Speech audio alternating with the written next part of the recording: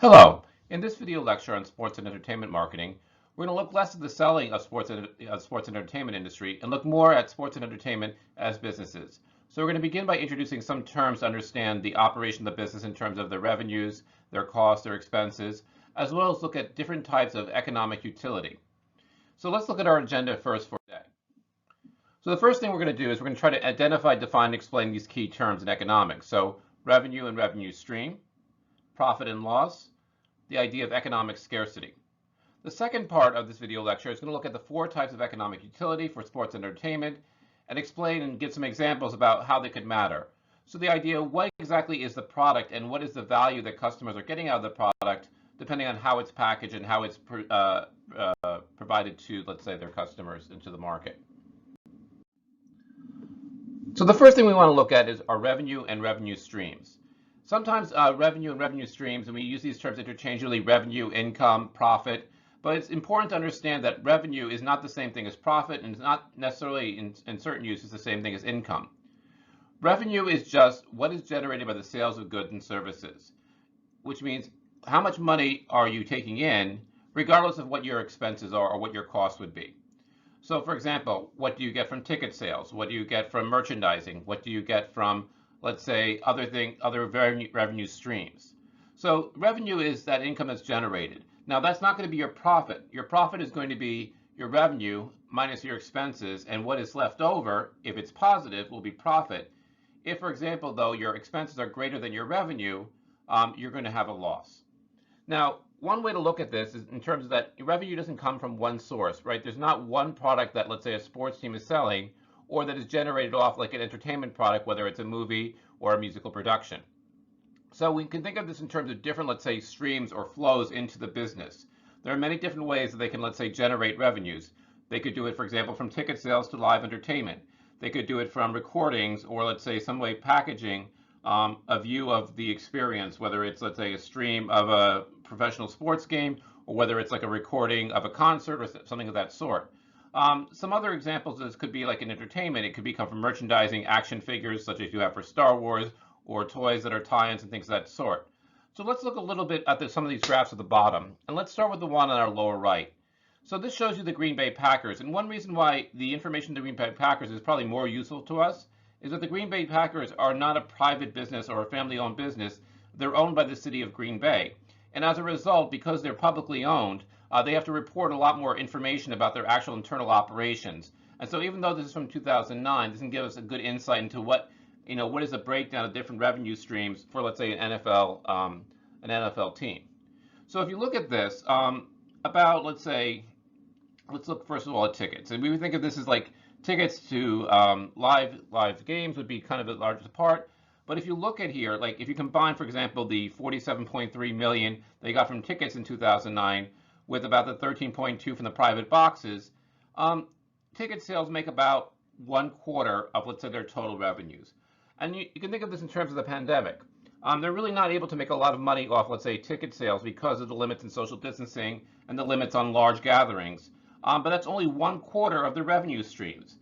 If they continue to have games, they're probably still going to have, let's say, a lot of money off, let's say, other revenue streams. So let's look at some of the other one. And not surprisingly, about 1/3 of their revenues are from television and radio, so from broadcast rights. So even if there are no fans in the audience, if there's no fans in the stands, if you have an NFL game, they're still getting a lot of their revenue. So if they can broadcast their game on a television or radio, about 1/3 of their revenue stream is going to be there. Now the remaining, let's say, the remaining parts, where you have, for example, things that are tied to another slice that is tied to, let's say, actual games. So for example, local media, parking concessions, things that run off the game. So that's another maybe, for example, $13.2 million. But the rest are coming from, let's say, merchandising. So from marketing, the pro shop, jerseys, hats, other things of that sort.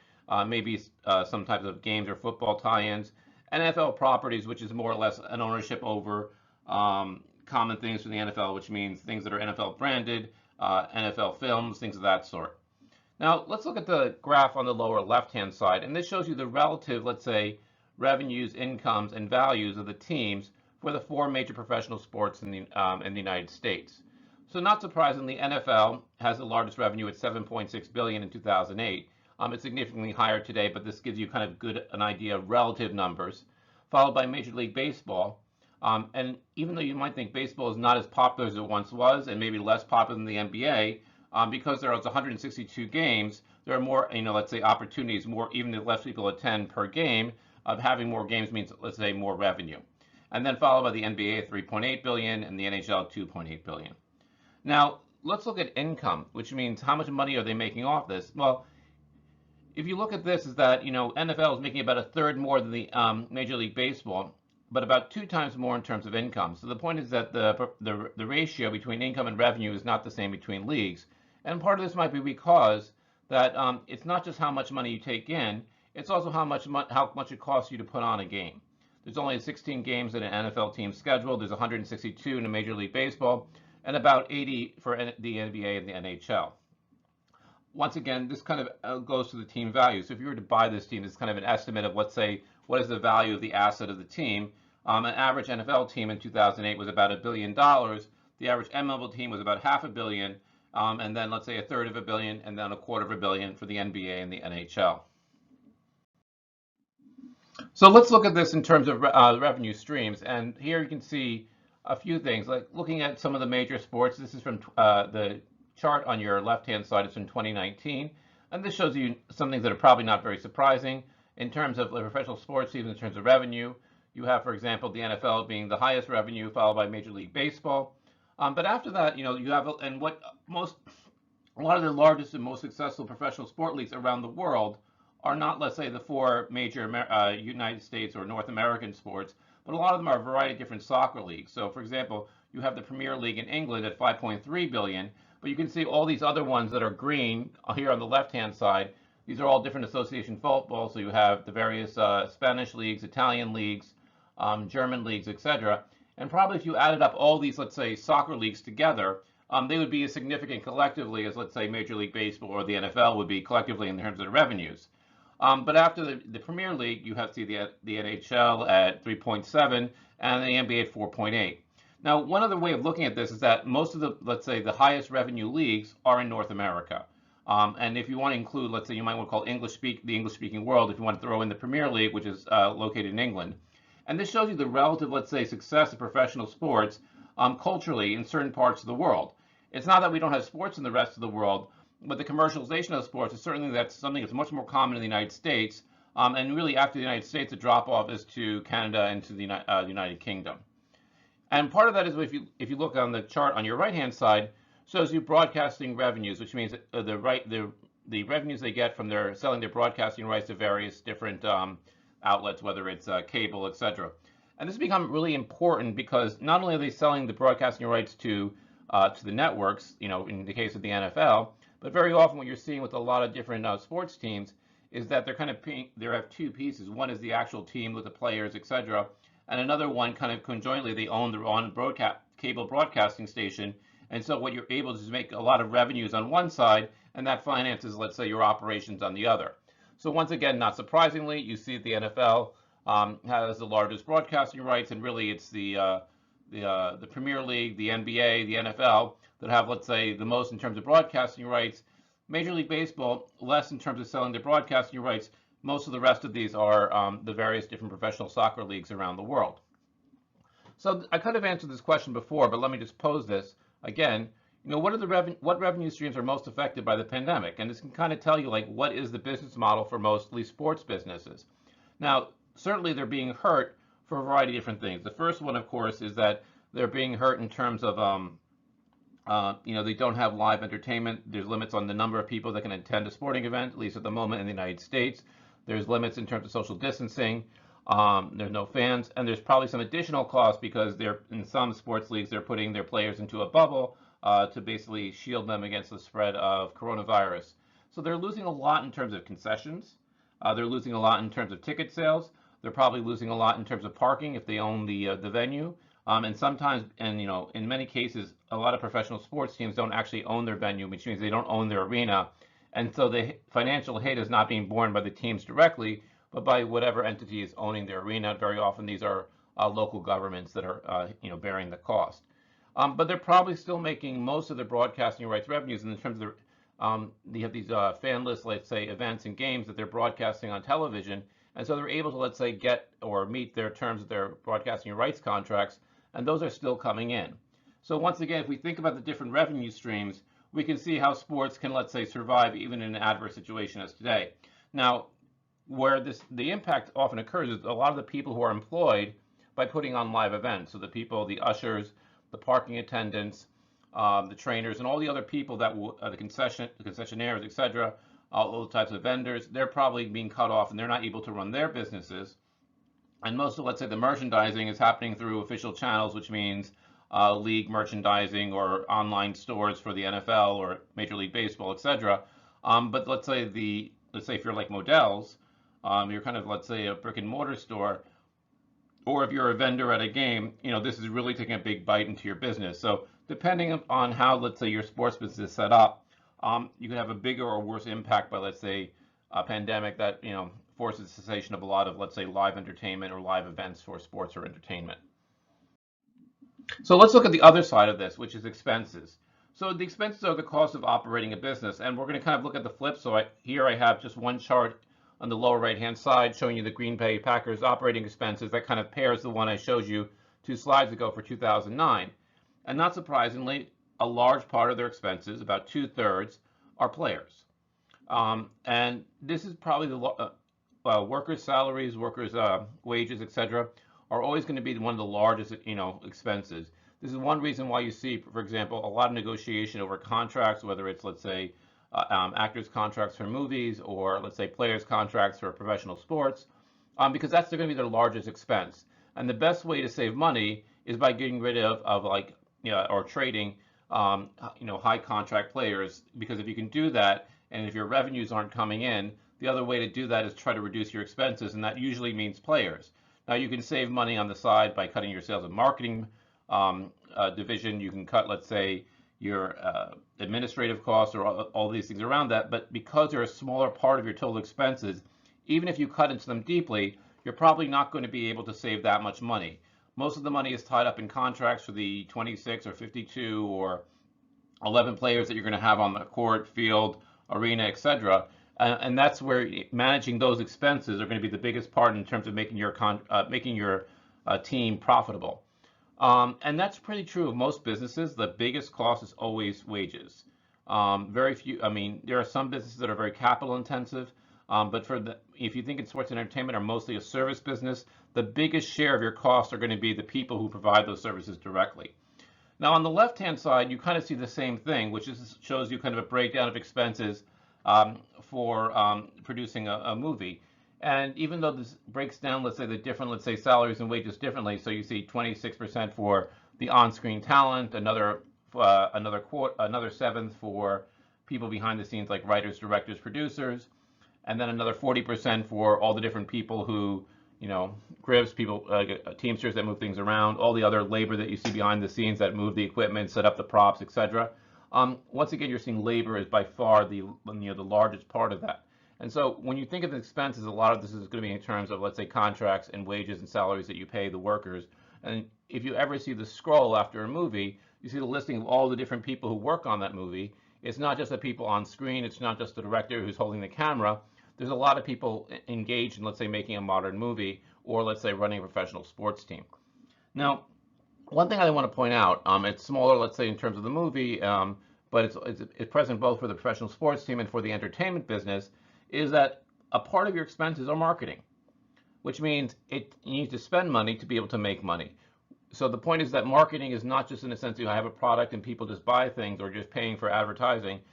Very often you need to have a relatively sizable marketing team that is going to get people to come in to generate your revenues.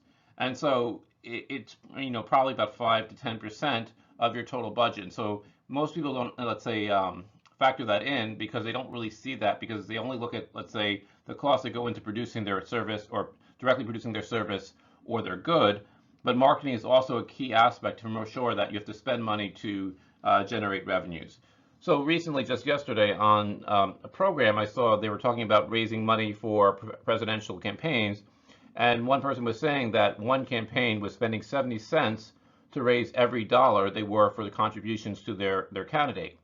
So think about that. They have to spend 70 cents in marketing for every dollar of revenues that they're generating. And the point there is that, like, that might seem like they're raising more money because they report their revenues, but they don't report the cost of, let's say, earning or generating the revenues. So profit and profit motive. So profit is revenues minus expenses. Simple way to do that: if your revenues are greater than your expenses, that's called a profit. If your expenses are greater than revenues, that's a loss. I just would, memorize a small little equation. It's kind of intuitive, but I think that sometimes when people don't, they kind of separate these things in their mind and don't really always appreciate the interaction of these different things. So I just would think of the acronym PRE, pre, profit equals revenues minus expenses. So this is just something I would tuck away, because when we talk about, let's say, the business model, or let's say their business structure, like what's their business model that they're generating a profit. Looking at these components, and you can break them down into different revenue streams and different types of expenses.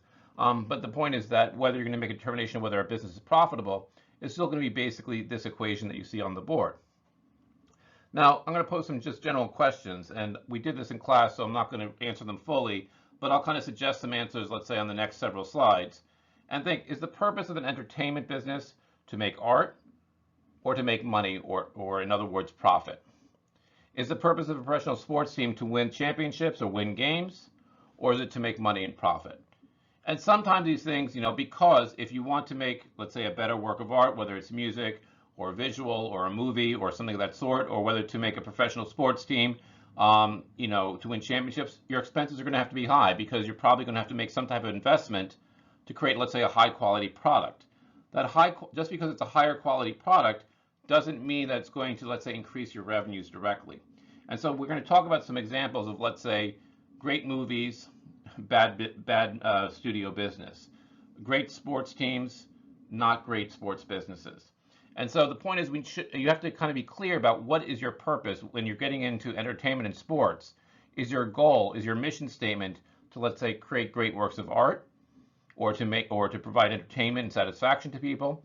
Is it there to win championships, or is it there just simply as a business, which means you want to have your revenues greater than your expenses? So let's look at some examples that might illustrate answers to these questions. So let's give you two different models: great movies, poor studios. So one famous producer was named Roger Corman, and he was active in the 50s, 60s, and 70s. And he wrote a book when he retired, How I Made 100 Movies in Hollywood and Never Lost a Dime. And Roger Corman basically made a lot of small movies. Very few of them would be considered, I would say none of them are considered great movies. Some of them are good movies, but most of them are kind of campy. A lot of science fiction, a lot of monster movies, a lot of cheap horror movies. Almost every one of his movies was profitable, which means the revenues were greater than their expenses. Now, he did this mostly by keeping his expenses low, and then kind of selling these into secondary markets, or to what you may call B movies, that made at least a guaranteed profit, but that profit was always greater than their expenses.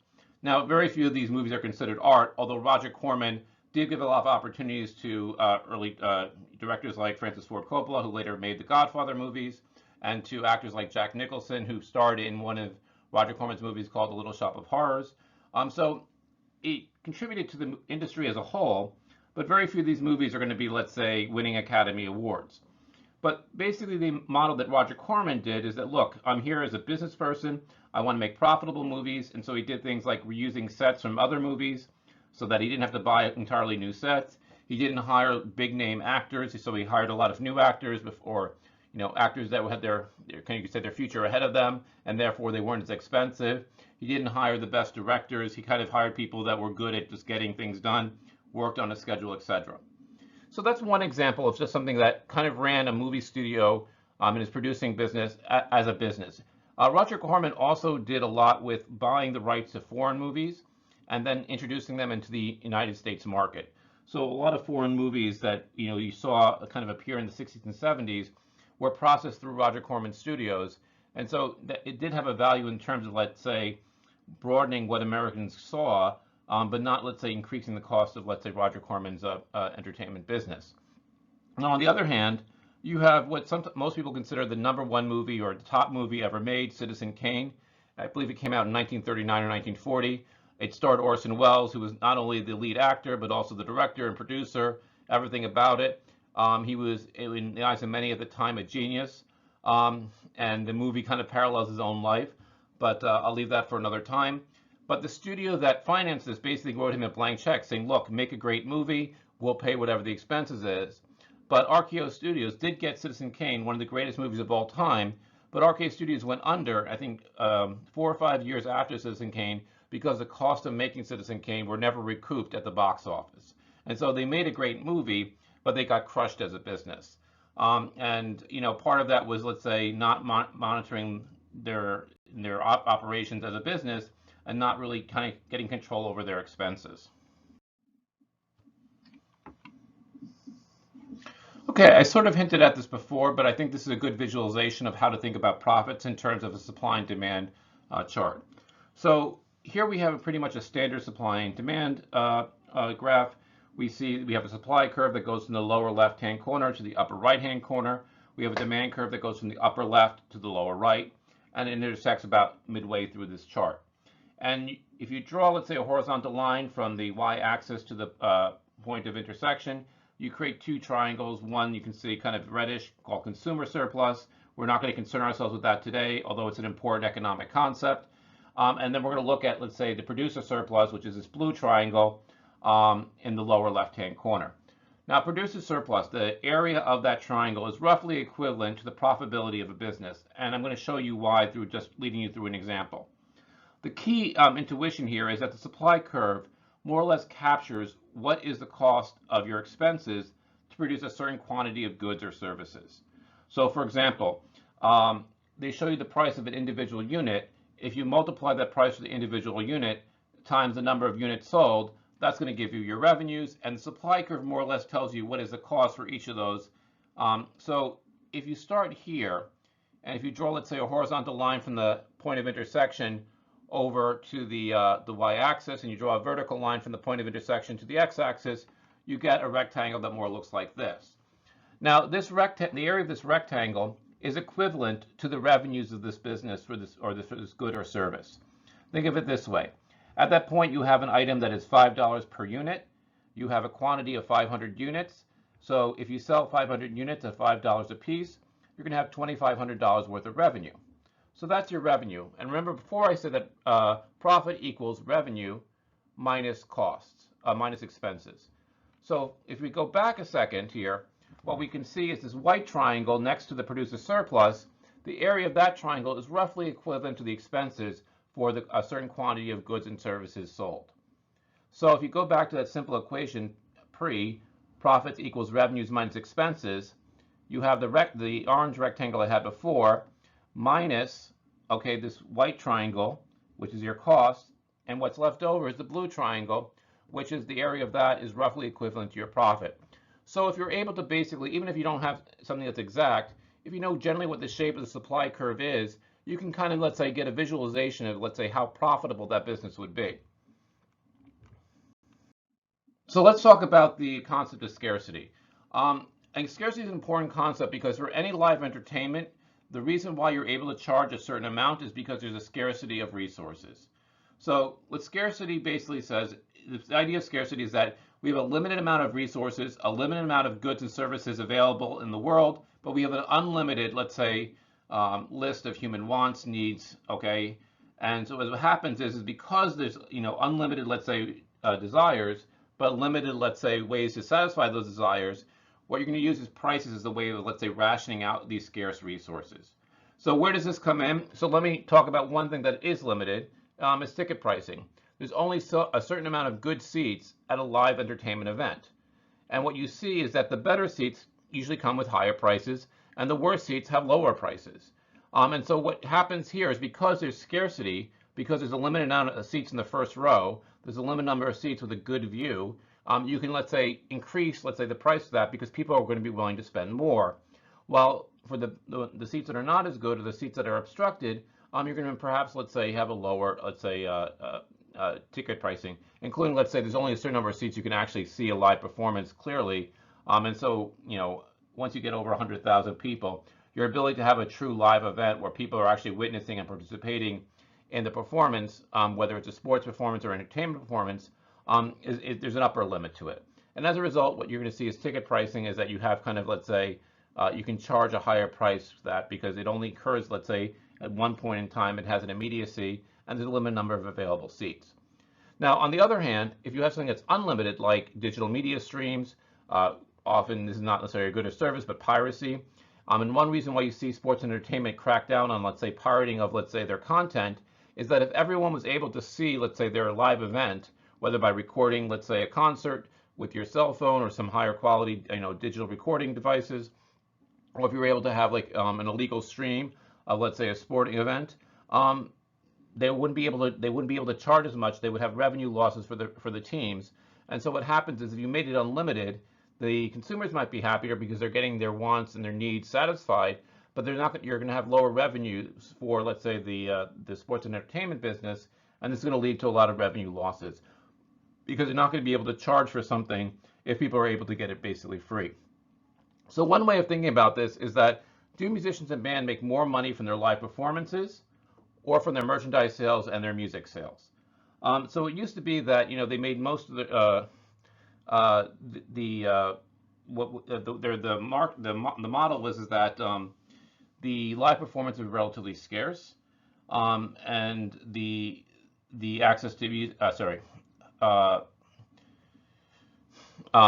the point is that tours were seen as a way. Let me stop. Reset.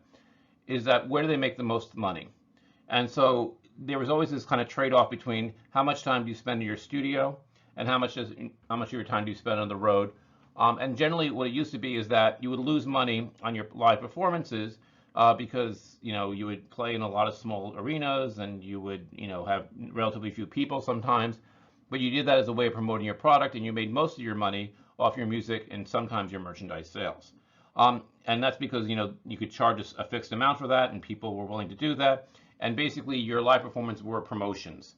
And so the idea is you didn't mind if people recorded your live performances. You wanted to kind of get a buzz or a word of mouth. It was a way of promoting, let's say, your core product, which was mostly your music sales, but to a lesser extent your merchandise sales. You've seen that change, which means that when digital media has made music sales not very profitable for most musicians. Right, you charge, basically it's $1 or $1.99 for a digital music download in Amazon or iTunes or some other platform like that sort. And so what's happening is that they're not, let's say, making that much money off that. But where they are is that if I sell the music to you cheap, people are willing to pay a higher price to actually see a band live. And so they're making a lot of money off their live performances, much more so than they did in the past. And so really, you could say musicians are being really badly hurt by the limitations on their ability to have live events. Even though they can still make their music and release it, on YouTube or various different outlets, you're basically not the core source of their revenues today has been deeply impacted. And this is also why you see a lot of, let's say, particularly small musicians, not necessarily big headliners or famous ones, being willing to put their music out on a YouTube channel or to give away their music for free. Is that what they're doing is by giving you the music, that's a promotional event. You're willing to take a loss on that because the expectation is that you're going to make the money on your live performances. And so what's happened is there kind of is a flip-flop from the entertainment model that they used to have in the past.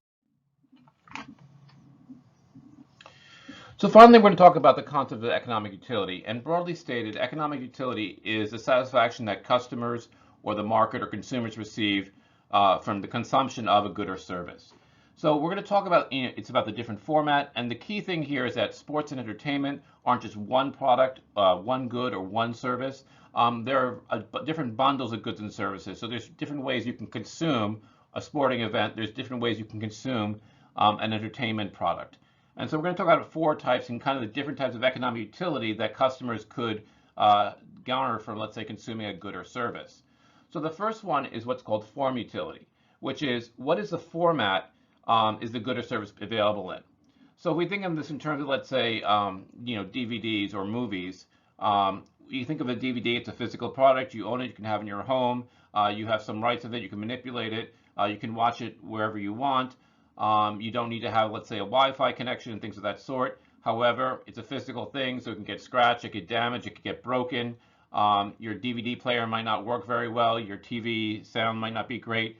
And therefore, there's some limitations in it. Some people are going to prefer that.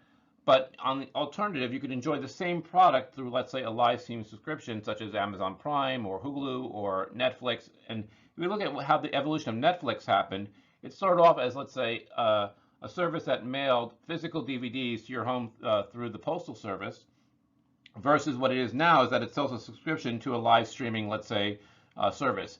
Now, there are more selection in terms of, let's say, having the DVD sent to your home.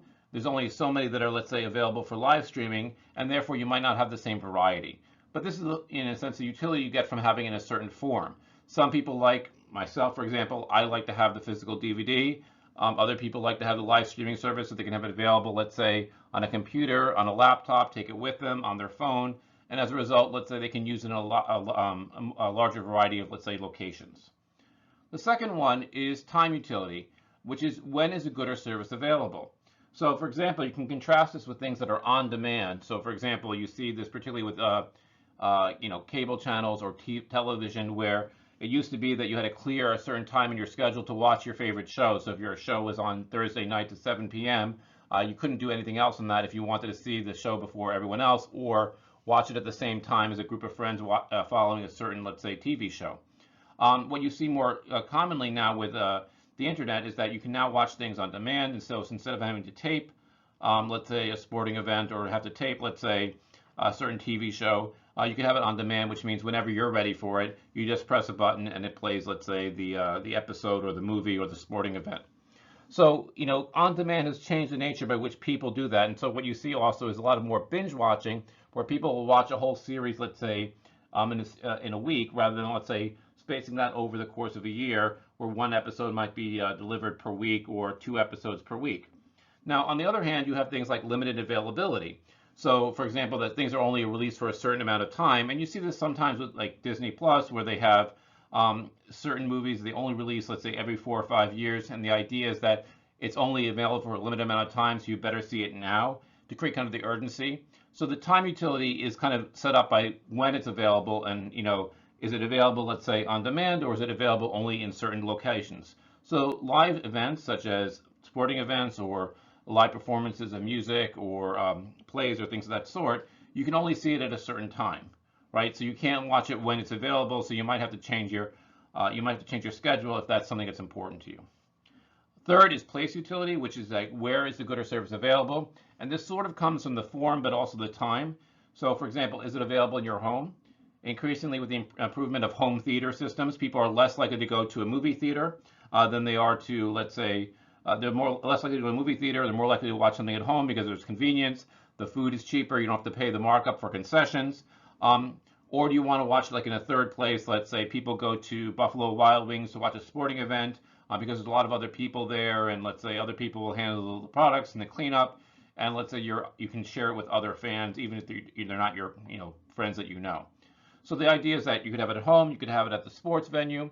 A lot of people like for various sporting events, they don't really like the game so much, but they go for the tailgating, which means they like the interaction with other people in the parking lot as much as they like the actual event. And so that might be where they get their utility or their satisfaction from. Okay, and the last thing is possession utility, which is how is the good or service available? Do you own the service, or is it something that's rented? So, for example, on Amazon Prime, there are some movies that are available just by having the Amazon Prime subscription. Some of them you can purchase, which means you can watch them on demand anytime. And other ones, maybe you're only going to rent for a single viewing. So the idea is that do you own it? Do you rent it? What is the ownership over, and what can you do with the product once it's purchased? So that's kind of, let's say, the last thing. Another example of this would be like having renting. Let's say, people buy tickets, they kind of buy a package, which means they get a certain number of, let's say, tickets throughout the year, as opposed to owning the seat for the entire season. You can see people, let's say, lease, let's say, a skybox at a stadium. They might watch it one game a year, or they might pool with a bunch of other people, and therefore there's a variety of different rights associated with that. And all of these things are different utilities that can come, and different types of products and different types of packaging for different goods and services that come out of the sports and entertainment industry. So this is where we're going to end today. So I just, hopefully this is a good introduction to the topic, and we have a better idea of some of these basic concepts and also some examples that we can use to see why they matter to the sports and entertainment business.